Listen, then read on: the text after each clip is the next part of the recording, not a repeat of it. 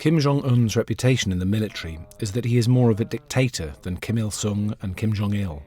Among his wrongdoing is his foreign policy, but worst is the way he is treating the elite in North Korea. He is using a reign of terror and killing people harshly. It's got to the point where people are feeling resistant to the regime. His father and grandfather dealt with crimes in the military with demotion and soft punishment, but now it's execution.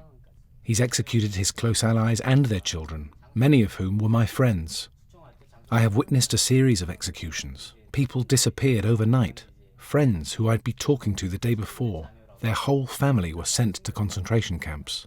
When it comes to the execution of high-ranking officials, in the past the firing squad would use 9 bullets, but since the reign of Kim Jong-un, it's 90 bullets.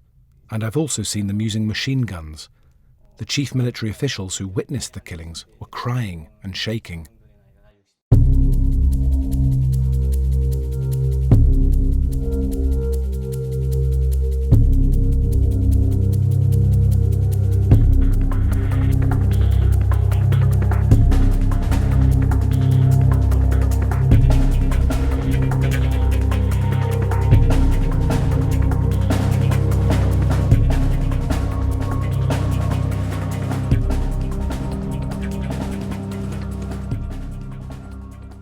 Last August, Kim Jong-un ordered the wire fence along the border with China to be tightly entangled in diamond shapes so the person's head cannot even go through. And this fence was electrified. They've also put ankle mines along the secret paths and installed CCTV. This border is a lifeline for North Korean people, and many scratched a living by smuggling. But because Kim Jong-un tightened the border control, we can't smuggle basics like rice and oil. Chinese goods are still coming through customs, but it is not enough to meet demand, so it's tough there right now. When I speak to my brother on the phone, he says life has become very hard. Nothing is produced by North Korea. It depends on China for everything, from food to everyday products.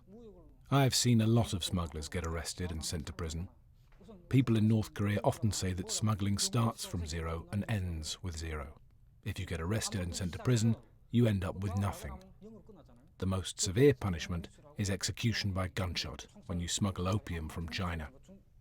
Other severe crimes include damaging statues or portraits of the Kim family dynasty. That's a severe crime, punishable by death with gunshot.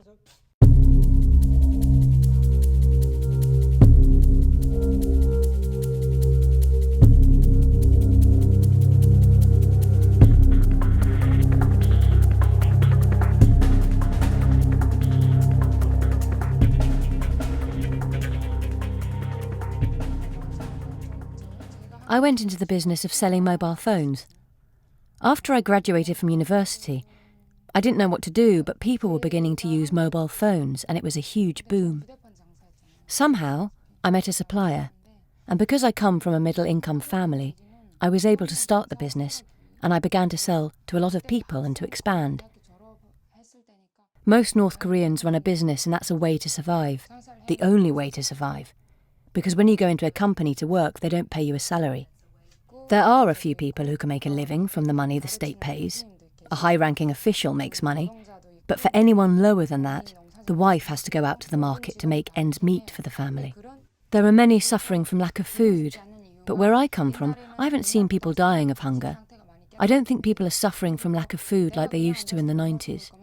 Another reason that people don't die of hunger now is because North Koreans have become more aware.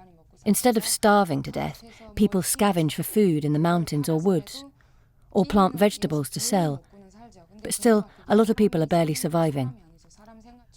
Even the security services need money. So when they crack down on businesses, you need money to bribe them. That's the only way to get away with it.